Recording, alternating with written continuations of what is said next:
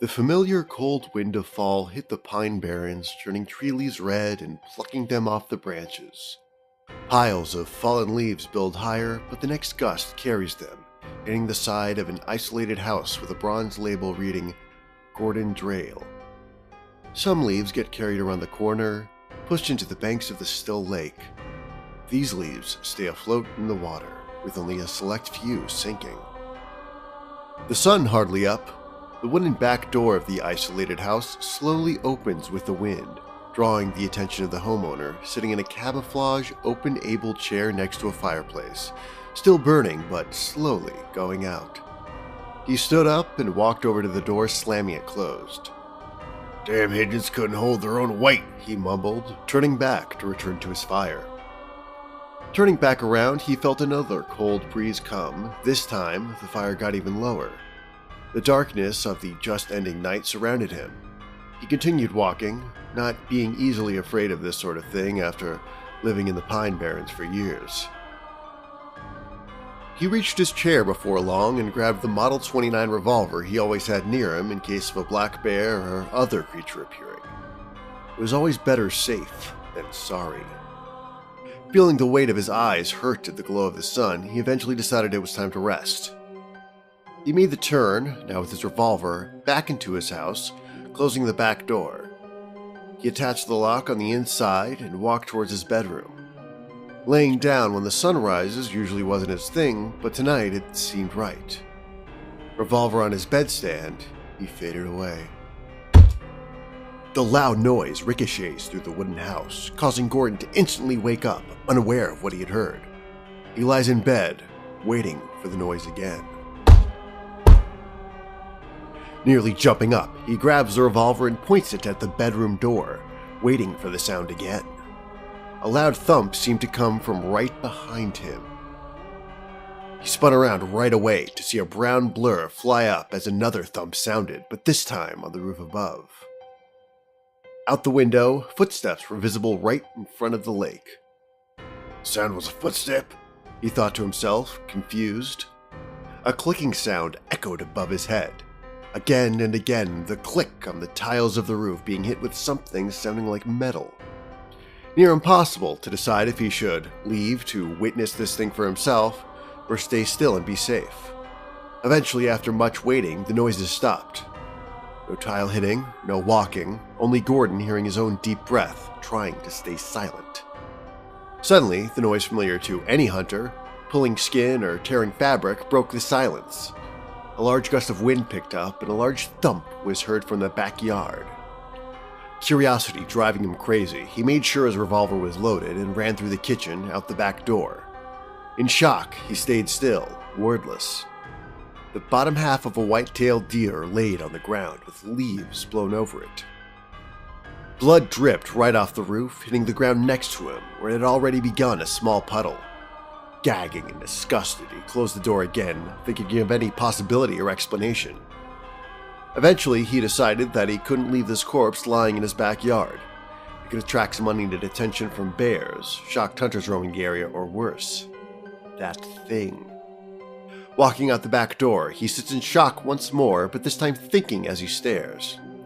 Too much time was being wasted.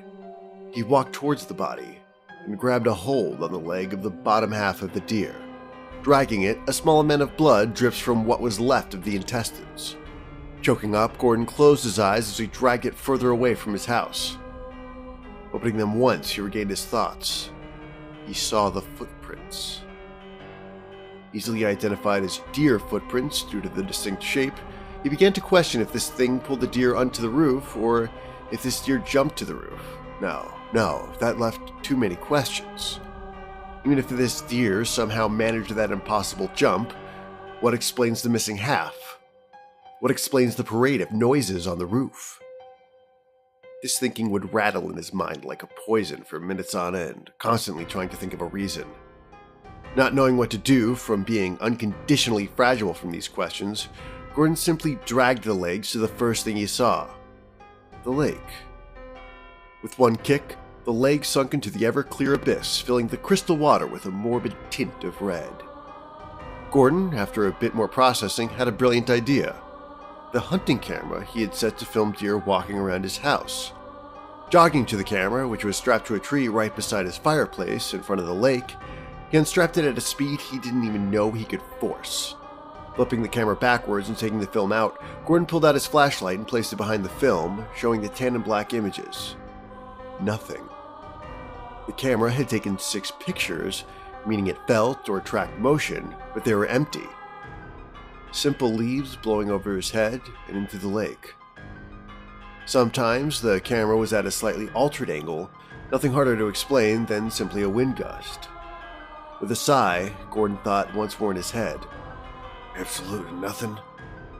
Even that deer should have been in the frame. So much confusion came from a dead deer and empty images. Nothing a hunter should be confused about. The idea came back as he rushed to the space between his wooden house and the ground, underneath the window. Placing batteries back in the camera, he put it in this area and returned back inside. It's just a bear. Not an incident. Nothing these pictures won't resolve, he thought to himself, stewing over the television and cheap food products until night came. When the sun just reached the horizon, when the moon replaced its spot on the opposite end of the sky, that is when the paranoia set in. The images of what it might be filled his mind more than what it probably is. Not a sound was heard. No clicking on the roof. No footsteps.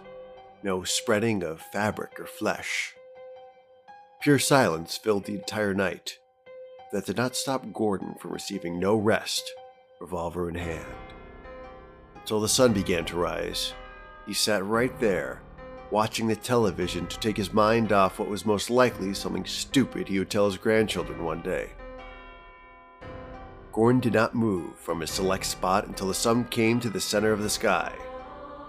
Fading in and out of sleep for minutes at a time, he could not rest until he got his conclusion, his closure. Walking gently through the kitchen again and out the back door, it was like opening the door to another realm. Nothing was out of order. The fire was still out, the leaves were spread perfectly across the yard, but one thing hit Gordon. The blood was gone. It never occurred to him that he forgot to clean it himself. Wonderful ideas of all things dark and dreary came again, this time closer to home. Instantly, he began moving to get the camera. Now he saw them. Footsteps. Deer footsteps at first glance, but upon further inspection, Gordon could see 4 visible toes as opposed to the deer's normal 2. Also, the way these footsteps were set inspired the idea of this thing having 2 feet. They were placed as human footsteps would be, even matched his own. And even matched his own. Was he the victim of some cruel prank? The hunting camera lay in perfect position just as he left it.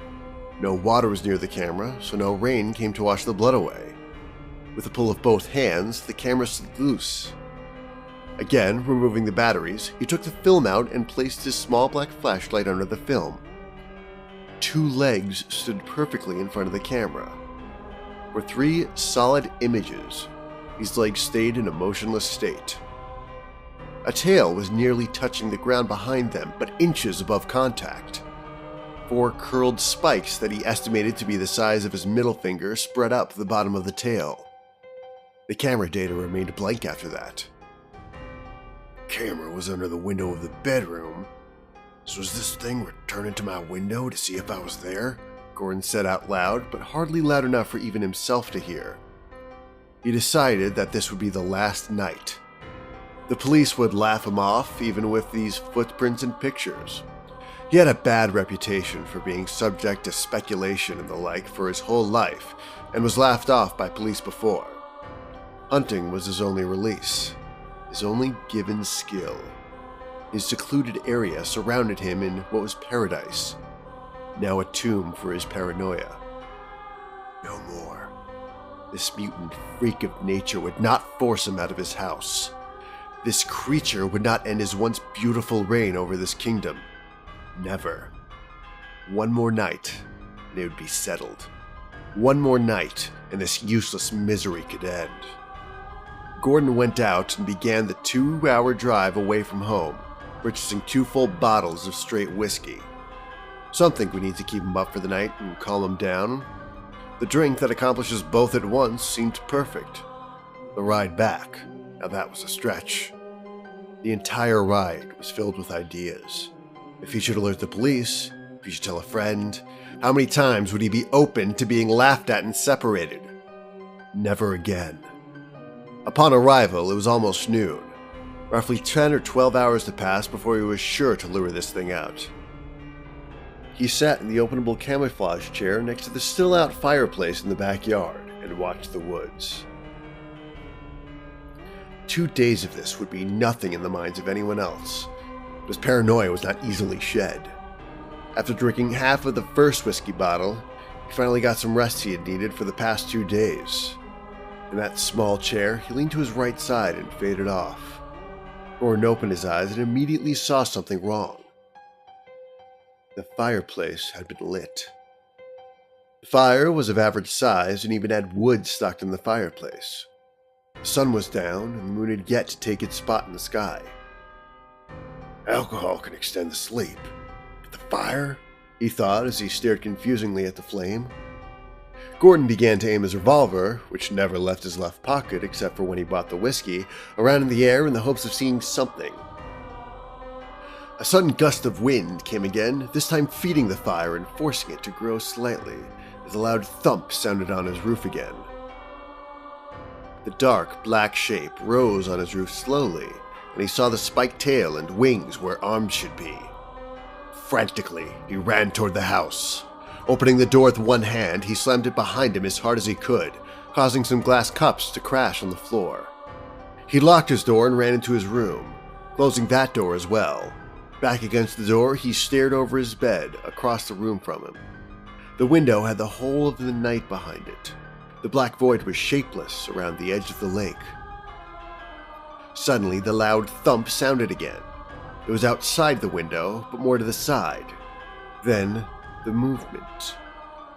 This oddly shaped beast moved to the corner of the lake and began to drink. In the darkness, Gordon could make out the faint shape. The legs and tail were as they were before, and wings were in the place of arms. 2 horns stretched from the oddly shaped head as it bent down for liquid. The same liquid he dumped the deer legs in and had been contaminated with the blood. A sudden twist of this creature's head let out a ghastly snapping noise as it stared right back at him. Gordon raised the revolver to the window and stood still, hoping now that this thing would leave. All confidence was gone. Maybe he should have alerted the police. Maybe he should have told a friend. Surely his reputation could have survived one more sore spot, but it was too late. At this point, the shape was outside of his window. It pointed its head down and pressed against the glass slightly. Now the darkness didn't shield his eyes. The head was a bony skull with 2 horns coming out of it. The eye sockets hollow, but Gordon knew it was watching him. With fear and shock, Gordon pulled the trigger. The bullet hit right under the right horn and above the eye socket, taking the horn off of its head and opening the eye socket to the top. The bullet took the skull section. This thing that can only be described as a devil stood for a few seconds, motionless, before looking to the air and letting out a bastardly scream. Flapping its wings once, it created an all-too-familiar gust of wind. The body then fell to the window, landing on the opposite side of the bed. Gordon crawled over the bed to inspect the fresh corpse and looked at every detail as close as he could. 3 days with that torment is 3 days too long, he whispered, letting out a victorious giggle of a laugh. It only took a few moments to look back at the skull. The blood of the creature poured out, but rather than a deep crimson, it was a bright orange, enough to light the room. The room became uncomfortably hot as the bed burst into flames. Gordon let out a quick scream as he jumped off the newly ablazed bedroom and ran outside the back door. The flame of the house allowed him to see the lake. The lake was tinted with an unsettling red, and the fireplace now was lit with an extraordinarily large flame. The wind blew into the house, feeding the fire that had consumed his wooden home. Without hesitation, Gordon ran around the corner of his house to his truck and turned it on. Headlights toward the house, he could see no body or tail hanging out the window, and he knew it couldn't have burned away so fast. Questioning was causing him to waste time as he pulled out of the driveway.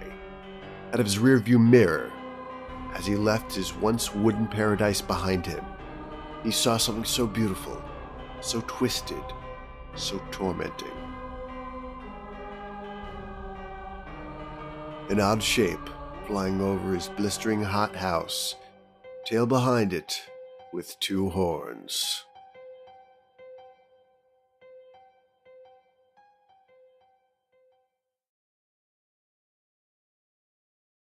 Turning back around, he felt another cold near impossible to decide if he should leave to witness this thing for himself or stay still and be... Fuck, I need to read that again. He walked towards the body and grabbed hold on the leg of the bottom half of the deer. Okay. He sat in the openable camouflage chair next to the still at the... Okay, fuck, hold on. This is goddamn it. All right. He sat in the openable camouflage chair next to the still outside the... causing some glass cups to... Fuck.